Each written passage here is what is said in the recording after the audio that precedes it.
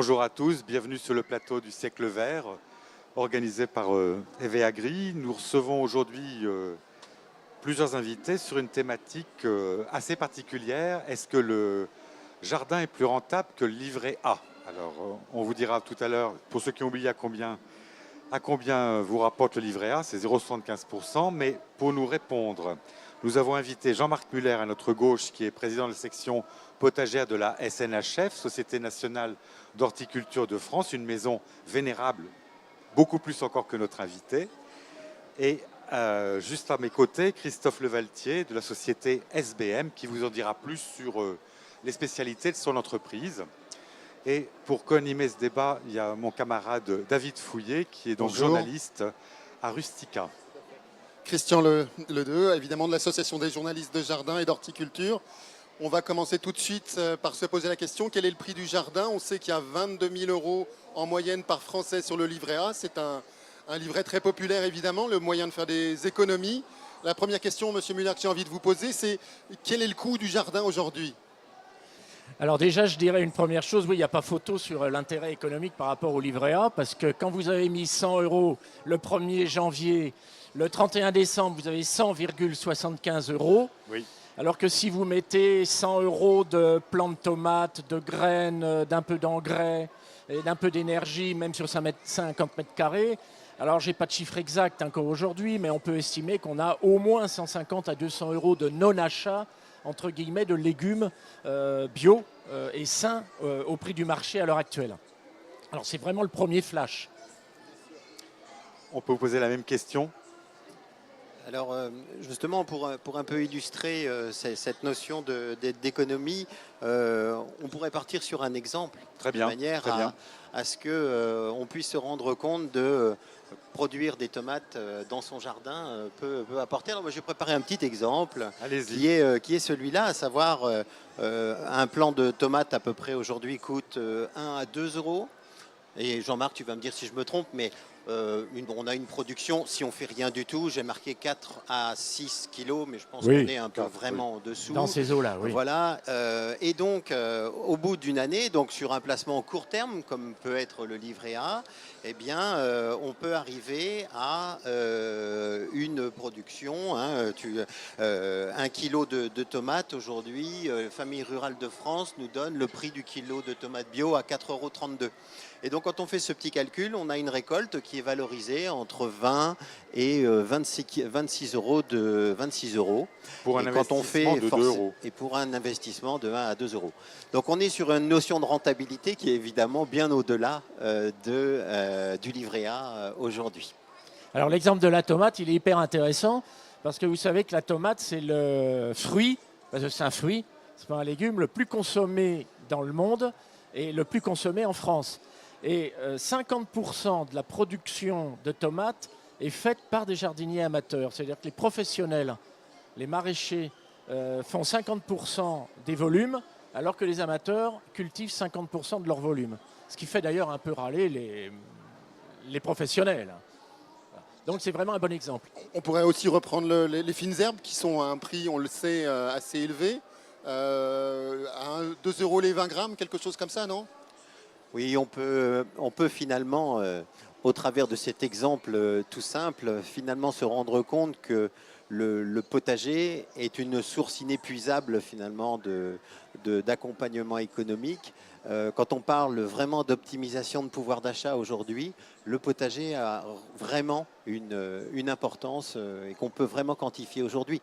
C'est un exemple, je pense qu'il faut aller au-delà et c'est pour ça qu'on est au sein d'SBM, on est aussi partenaire de la SNHF pour cette étude pour analyser justement cet aspect. Pouvez-vous nous parler un peu de cette étude qui démarre aujourd'hui?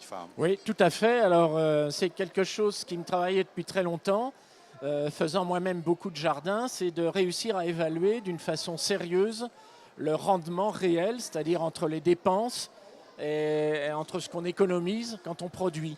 Alors on lance une grande enquête participative sur l'intérêt économique du jardin potager qui s'ouvre à tous les jardiniers potagers de France. Ils pourront contacter le site www.snhf.org pour s'inscrire, pour participer à cette enquête et donner par exemple tous leurs résultats de récolte cette année, l'année dernière ou l'année prochaine, parce que c'est une enquête qui va durer au moins 2 ans. Aujourd'hui, il n'y a rien de fiable sur le marché en termes de vrais chiffres.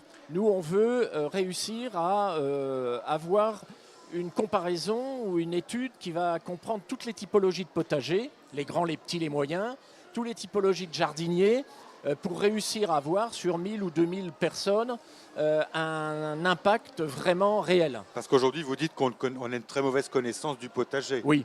Alors on a surtout une très mauvaise connaissance de ce qu'on récolte et de ce que ça représente en termes de bénéfices, puisqu'on est bien là sur la différence entre ce qu'on investit financièrement et ce qu'on récolte en termes d'argent sonnant et trébuchant, entre guillemets. Monsieur Müller, est-ce que vous avez une idée du nombre du temps qu'il faut passer pour un jardinier au potager pour nourrir toute sa famille pendant toute l'année? Est-ce que c'est possible déjà? Alors, ça fait exactement, c'est une excellente question, ça fait aussi partie de cette étude de savoir le temps qui va être consacré. Parce que là aussi, vous avez les jardiniers qui vous disent que 20 minutes par semaine, ils ont gagné 2000 € à la fin de l'année. Et puis, vous en avez d'autres. Bon, bah, moi, ce n'est pas mon exemple. Moi, sur 600 mètres carrés, je passe 800 heures par an. Hein. Alors, c'est vrai que j'ai des récoltes beaucoup plus importantes. Enfin, voilà, il faut savoir ça. Mais ce qui est intéressant aussi de savoir, c'est qu'on a un impact direct sur le porte-monnaie.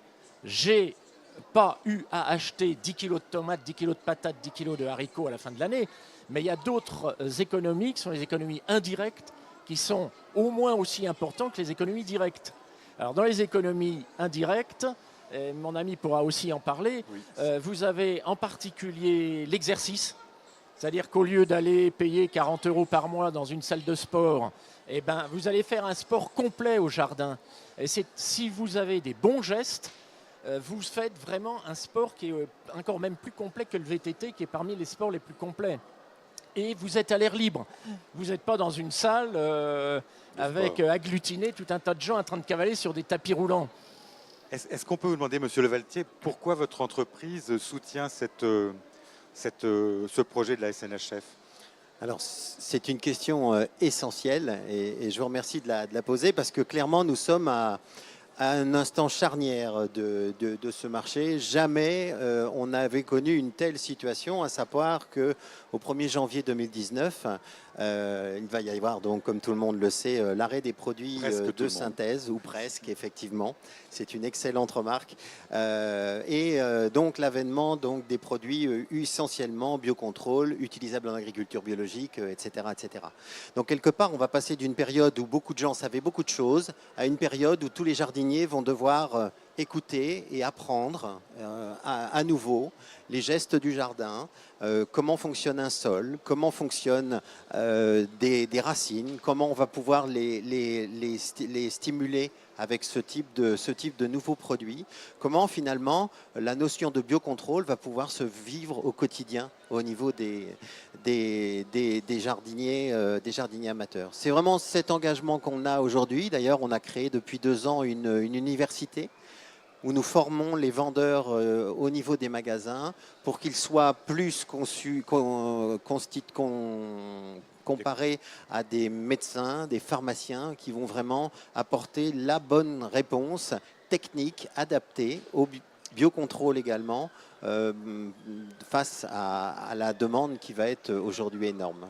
Parce que si on rebondit sur les propos de Jean-Marc Müller tout à l'heure, finalement l'économie, c'est qu'effectivement si on se contente d'acheter que des semences ou des jeunes plants, c'est pas très cher. Mais s'il faut par ailleurs apporter d'autres produits comme des intrants, des amendements, ça change un peu la donne. Mais alors, qu'est-ce qui peut justifier aujourd'hui, justement dans un système où l'économie prime, d'apporter autre chose que le strict nécessaire végétal? Mais là, la réponse, vous pouvez nous l'apporter, je pense, chacun d'entre vous. Oui, alors de mon côté, ça va être aussi parfois augmenter encore les récoltes. Si vous avez une approche d'aucun entrant, vous pouvez très bien avoir de bons résultats. Juste peut-être Qu'est-ce que c'est qu'un Alors, un intrant en deux intrant, mots? c'est à partir du moment où on achète, par exemple, des engrais, où on Voilà. achète des fertilisants, où on achète du compost. Alors, si on prend l'exemple du compost, par exemple, ben, on peut le faire soi-même. Bien Alors, sûr. soit on en achète, soit on le fait soi-même. Alors, on ne le fait pas soi-même toujours très très bien, mais là aussi, on peut apprendre à bien le faire. Il y a suffisamment de circuits aujourd'hui avec Internet pour bien apprendre. On peut imaginer un jardin qui vit par lui-même, mais en étant très accompagné.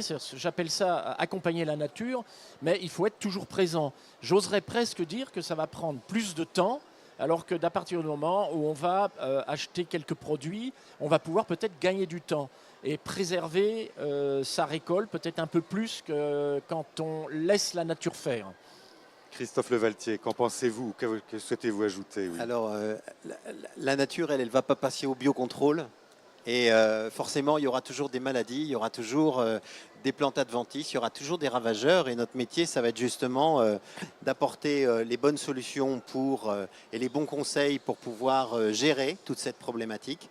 Et c'est vraiment l'essence même de notre société, de pouvoir, en collaboration avec les réglementations en vigueur dans tous les pays du monde, puisque nous travaillons dans 31 pays dans le monde aujourd'hui, pouvoir justement apporter des solutions qui soient économiquement viables, qui soient responsables et qui soient en même temps en phase avec nos valeurs qui sont du jardin beaucoup plus au naturel. Alors, on a parlé d'économies indirectes. Il y a les économies indirectes les économies directes pour nous, les économies indirectes directement pour nous, mais vous avez aussi des économies indirectes qui sont globaux.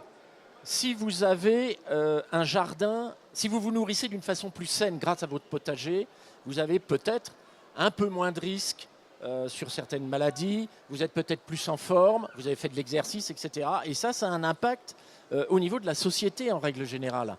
Vous avez un autre économie indirecte, c'est par exemple tout ce qui est circuit court. Eh bien, il est évident qu'à partir du moment où pour aller récolter ces légumes, on va juste au bout de la maison, ou au fond de la maison, on n'est pas obligé de prendre sa voiture pour aller au supermarché ou chez le commerçant, donc utiliser de l'essence, du carburant, etc. C'est aussi ça que j'appelle les économies indirectes.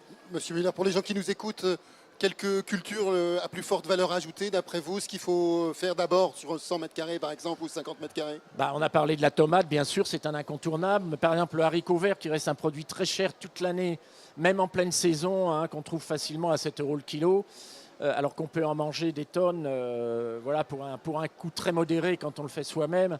Vous avez bien sûr ce qui est pomme de terre, hein, on l'oublie souvent, ça prend de la place, mais c'est intéressant. Oui, ça prend de la place. Si on est... Oui, mais quand vous avez mangé les pommes de terre que vous avez récoltées vous-même, vous voyez la différence par rapport à celles que vous avez souvent achetées dans l'agro-industrie. Vous avez tout ce qui est courgettes, tous ces légumes très courants, les radis, les carottes, les salades bien sûr aussi. Hein. Une salade dans le commerce, c'est entre 1 € et 1,20 €, surtout quand on est en bio, alors qu'on va la produire soit à partir d'une graine. Une graine, elle coûte 1 centime, soit à partir d'un plant qui va coûter 15 centimes. Voilà. Donc ça, c'est vraiment, c'est là où on sent qu'il y a un très grand bénéfice à tirer du jardin potager, en plus de l'exercice. Et par rapport au... Vous avez parlé tout à l'heure des produits de biocontrôle, mais votre entreprise produit aussi d'autres, diffuse aussi d'autres produits. Et en quoi, quelle est leur valeur ajoutée et le mot ajouté et aussi le mot valeur, mais déjà parlons de l'apport que certains de vos produits type paillage et autres peuvent apporter. Ce que nous proposons au sein de la société SBM, donc la marque connue en France, c'est la marque Solabiol. Nous mettons en marché des produits effectivement phytosanitaires, qu'ils soient biocontrôle, ils s'appellent aussi phytosanitaires, je pense que ça c'est important. Mais parler de biocontrôle et à partir de janvier 2019, c'est aussi apporter un consortium, ou en tout cas faire une offre globale, une approche globale pour mener à bien une culture. Le paillage a des vertus anti-germinatives contre les mauvaises herbes, mais il a aussi une vertu d'anti-évaporation de l'eau au niveau du sol. Donc finalement, Je pense qu'il y a des clivages qui sont en train d'éclater complètement sur, avant on parlait de fongicides, d'insecticides, etc. Demain on va beaucoup plus parler approche globale. Et notre offre vraiment au sein de Solabiol va vraiment être dans les 4 domaines, c'est-à-dire les terreaux, les supports de culture. La notion de sol va devenir extrêmement importante demain.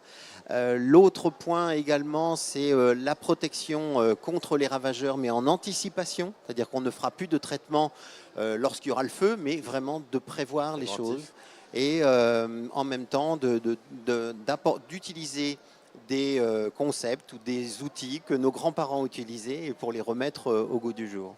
Oui, donc il y a un gros travail de pédagogie à faire, je pense. Absolument. En même temps, le jardin est un investissement important en outillage, en matériel, en achat de terrain. Oui, mais alors là, on l'amortit quand même sur de très très longues années, à moins de se les faire voler, mais une binette, ça dure 15 ans ou 20 ans, une bonne bêche, ça dure 30 ans. J'utilise encore des outils de ma grand-mère, une grelinette, ça peut durer 30 ans. Alors là, on est vraiment, bon, même les serres, alors ce qu'il y a, c'est qu'il y a un peu le périssable, si j'ose dire, les voiles anti-insectes, des plaques jaunes bon, qui sont un peu du renouvellement, mais si vous voulez, c'est souvent des coûts qui sont relativement faibles. Mais là, encore une fois, ça fait partie de l'ensemble du coût. J'achète des plants, j'achète de l'engrais, j'achète des filets.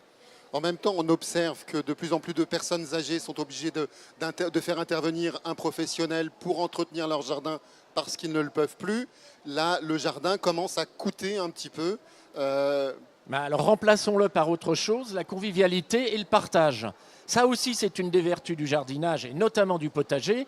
Si vous êtes trop âgé et que votre jardin, vous avez des difficultés à le faire, renseignez-vous dans votre quartier. Vous allez sûrement trouver des jeunes ou des un peu moins jeunes ou des jeunes retraités qui n'ont pas de terrain, à qui vous allez pouvoir prêter votre terrain. Et puis vous allez échanger. Vous allez leur dire, moi je vous prête votre terrain, mais vous me donnez 1 ou 2 kilos de patates de temps en temps. Voilà. Et ça fait partie. Et ça fonctionne, ce système-là, il ne faut pas croire. Ça, c'est intéressant. Oui, donc en fait, là, on va bientôt arriver au thème de l'émission. Donc, si vous pouvez nous donner chacun un mot de conclusion, en ayant bien entendu que, outre l'aspect purement économique au sens financier du thème, il y avait aussi d'autres économies de solidarité qui peuvent aussi se faire jour. Allez-y. Oui, allez très rapidement, et ça fera partie de la conclusion. Mais vous avez aussi l'aspect zen et relaxant du jardinage. Et ça, c'est vraiment aujourd'hui très bien pris en compte par des organismes comme Jardin et Santé, et on a vraiment un rapport entre la santé et le jardinage. Alors moi je dirais, le jardin c'est bon pour le moral, c'est bon pour la santé, c'est bon pour le porte-monnaie, c'est bon pour la convivialité, et voilà, c'est extraordinaire. Et vous, monsieur Levaltier? Et moi, je pense, en complément de ce que dit mon ami Jean-Marc Muller, que le jardin, aujourd'hui, il est beaucoup plus perçu comme un coût. Et je pense que demain, il faudrait qu'il soit beaucoup plus perçu comme un investissement. Et notre souhait, ce serait que justement, ce jardin, le potager, le verger, deviennent le placement préféré des Français. Et qu'en même temps, un outil de loisir, parce qu'on est vraiment dans le loisir, dans le plaisir. N'oublions pas que les gens jardinent par plaisir. C'est aussi un moyen d'optimiser leur pouvoir d'achat. Et ça, je pense que c'est vraiment un enjeu clé pour les années à venir. C'est mieux que la bourse.